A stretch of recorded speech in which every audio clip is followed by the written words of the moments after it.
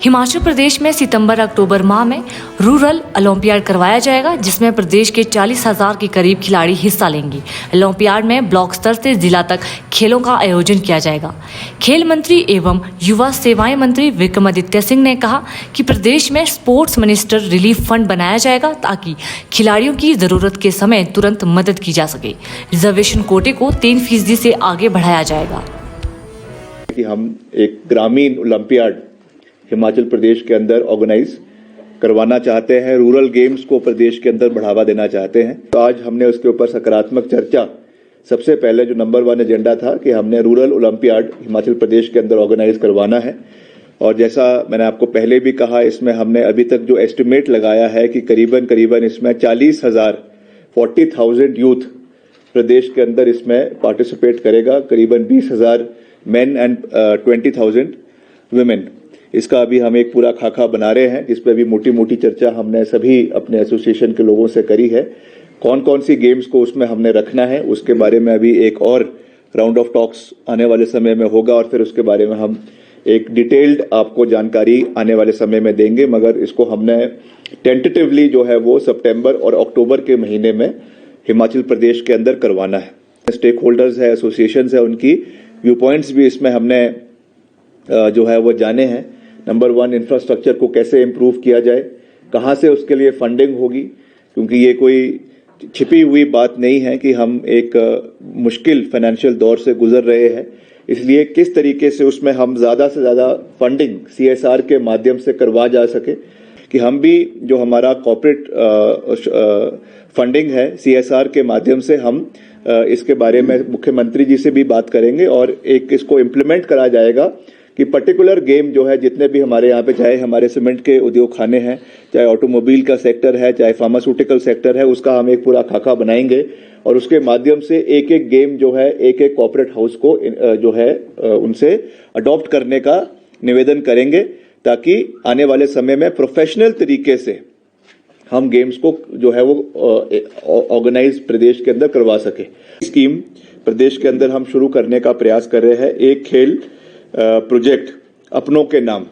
जिसमें इंफ्रास्ट्रक्चर को खास करके डेवलप करने के लिए प्रदेश के अलग अलग कोनों में, खास करके ग्रामीण क्षेत्रों में जहां पे आपके इंफ्रास्ट्रक्चर की कमी है, ग्राउंड्स की कमी है, वहां पर जो वहां के कोई रिनाउंड पर्सन्स है, कोई एक्स सर्विसमैन है या कोई ऐसे फैमिली है जो अपने नाम पे या अपने किसी पूर्वज के नाम पे जिन्होंने कोई शहादत दी है या कोई इलाके के कोई रिनाउंड पर्सनालिटी है, उनके नाम पे अगर किसी ग्राउंड को अडॉप्ट करना चाहते हैं तो उनके साथ we will enter into understanding और उसका जो cost of developing that arena जो है वो लेंगे और उनके नाम पे उसको हम अलग अलग इलाकों पे रखना चाहेंगे। क्योंकि कई लोगों ने हमको कहा है कि हम मदद करना चाहते हैं, मगर उनको भी कहना कि उसके लिए एक रिकॉग्नाइजेशन चाहिए होती है। इसके लिए हमने एक खेल प्रोजेक्ट अपनों के नाम प्रदेश के अंदर हम शुरू करने का प्रयास कर रहे हैं। एक अलग से जो है स्पोर्ट्स मंत्रालय में स्पोर्ट्स रिलीफ फंड होना चाहिए। आपने देखा अभी कई मीडिया वालों ने हमसे ये मुद्दा भी उठाया कि कई हमारे ऐसे स्पोर्ट्स पर्सन्स है जो कम्पीट करना चाहते हैं, कोई माउंटेनियर्स है, कोई स्कीइंग के है, कोई पैराग्लाइडिंग के है, कोई और है, जो इंडिविजुअल तरीके से जो है वो फाइनेंशियल बेनिफिट नहीं कहूँगा मगर असिस्टेंस जो है वो चाहते हैं, मगर उसमें कहीं ना कहीं हमारा भी गवर्नमेंट का हाथ उसमें बंधा हुआ होता है और हम कोशिश करते हैं कि हम उनका सहयोग करने का प्रयास करते हैं। बट हमारा जो एक लिमिटेड कॉन्स्ट्रेंट्स है, उसके लिए हमने एक स्पोर्ट्स मिनिस्टर रिलीफ फंड प्रदेश के अंदर हम अपने डिपार्टमेंट द्वारा बनाएंगे। इसमें हम इसको ओपन रखेंगे, अगर किसी को मदद करनी हो किसी स्पोर्ट्स पर्सन को, तो वहां से इनको किया जाए और समय रहते हुए उनको उसका लाभ जो है हमारे स्पोर्ट्स पर्सन को मिल सके। एक के चर्चाओं में से कि कई जो हमारे अवार्ड्स दिए जाते हैं, फॉर एग्जाम्पल जैसे परशुराम अवार्ड है, इसमें भी एक इसकी जो सिलेक्शन प्रोसेस है वो बिल्कुल ट्रांसपेरेंट तरीके से होनी चाहिए। इसका एक ट्रांसपेरेंट प्रोसेस होना बहुत आवश्यक है कि किस तरीके से हम अपने प्लेयर्स को जो है वो कैटेगराइज करके उनको हम अवार्ड्स दे रहे हैं और समय पे वो अवार्ड्स दिए जाए और उसमें कोई फाइनेंशियल रिवॉर्ड भी मिलता है साथ में। That should also be given in a stipulated time frame, ताकि उसका फायदा उन युवा खिलाड़ियों को जो है वो आने वाले समय में मिल सके। एक ये है। बाकी जो रिजर्वेशन कोटा है इसके बारे में मैंने पहले भी बात करी है। अभी 3% है, उसको हम आने वाले समय में बढ़ाना चाहते हैं, मगर उसके लिए एक जो बात निकल कर आई है कि हमारे जो अलग अलग स्पोर्ट्स है इसको हमें कैटेगराइज करने की आवश्यकता है। मैंने कई बारी ये मीडिया इंटरेक्शन में ये बात करी है कि लास्ट जो काउंसिल की बैठक हुई थी वो काफी साल पहले हुई है और उसके बाद अभी तक हम इनको अलग अलग स्पोर्ट्स को कैटेगराइज नहीं कर पाए ए, बी और सी में, क्योंकि हो सकता है कि कुछ हमारी जो सी कैटेगरी की गेम्स आज से 10 साल पहले थी या 15 साल पहले थी, आज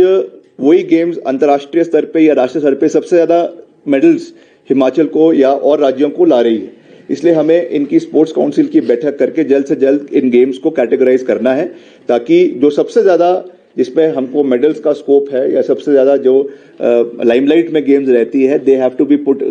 B brought in section category A. फिर से मैं एम्फेसिस दूंगा 2 पॉइंट्स पे जो आज इस मीटिंग से निकल कर आया है। एक तो जो हमारा रूरल ओलंपियाड हम प्रदेश के अंदर करने जा रहे हैं, क्योंकि पहले तो मैंने सिर्फ एक स्पोर्ट्स मिनिस्टर के रूप में ही वो बात करी थी और अब मैं कॉन्फिडेंस के साथ ये बात कह सकता हूं कि हम इसका पूरा एक रूपरेखा बनाएंगे और सितंबर-अक्टूबर के महीने में एक रूरल ओलंपियाड बहुत बड़े स्तर पे हिमाचल प्रदेश के अंदर करवाया जाएगा। अंत में, क्योंकि हम पारदर्शिता में, ट्रांसपेरेंसी में पूर्ण विश्वास रखते हैं, इसलिए हम स्पोर्ट्स पॉलिसी आने वाले समय में फिर से प्रदेश के अंदर सकारात्मक तरीके से लाने का पूरा प्रयास करेंगे, क्योंकि हम चाहते हैं कि जो भी एसोसिएशंस हो, किसी भी एसोसिएशन का राजनीतिकरण नहीं होना चाहिए। तो स्पोर्ट्स एसोसिएशंस का दुरुपयोग हुआ है और इस चीज को हमें प्रदेश के अंदर रोकने की आवश्यकता है। हमारा वाटर गेम्स है, पर्टिकुलरली रिवर राफ्टिंग है और पैराग्लाइडिंग है, एडवेंचर स्पोर्ट्स है। इसके लिए कोई भी रेगुलेटरी बॉडी आज हिमाचल के अंदर नहीं है। आप रूल्स एंड रेगुलेशंस इसकी होनी बहुत आवश्यक है, क्योंकि